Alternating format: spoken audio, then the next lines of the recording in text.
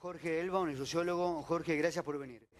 ¿Quién provoca la reacción de Rusia? ¿La provoca Estados Unidos sabiendo que quizás era inminente el ingreso de Ucrania a la OTAN?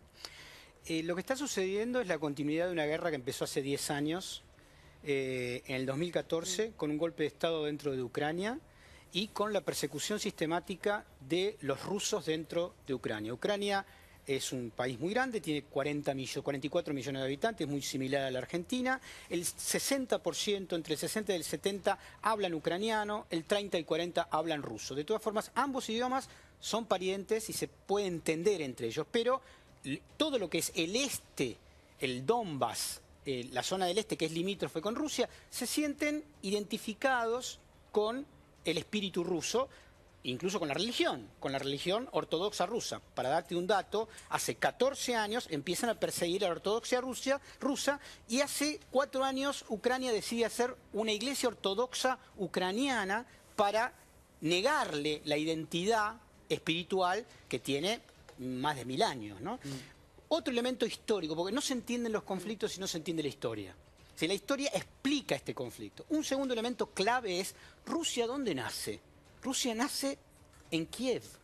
El primer estado ruso se llama el Rus de Kiev en el siglo IX. O sea, si no se entiende esto, no se entiende nada. Es decir, Rusia, la primera vez en la historia que Ucrania es independiente es en 1991. Del Rus de Kiev se pasó al Imperio zarista, del cual Ucrania era parte, y después a la Unión de Repúblicas Socialistas Soviéticas, de la cual Ucrania era parte.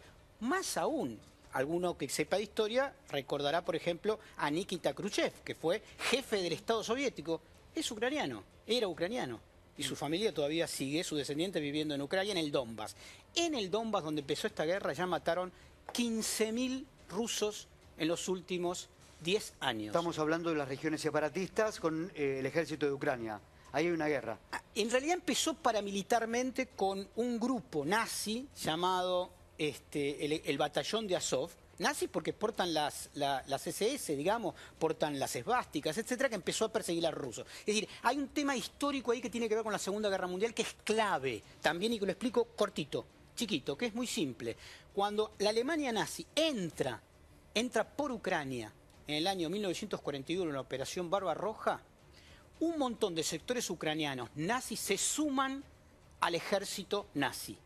2 oficiales del ejército nazi ucraniano son declarados héroes nacionales por la Ucrania separatista en los últimos años en una ofensa, en una falta de respeto y en una humillación a un país como Rusia que perdió la mitad de todos los muertos de la Segunda Guerra Mundial. Por eso Putin dice, vamos a desnazificar Ucrania. Hay un elemento clave histórico que hay para entender esto.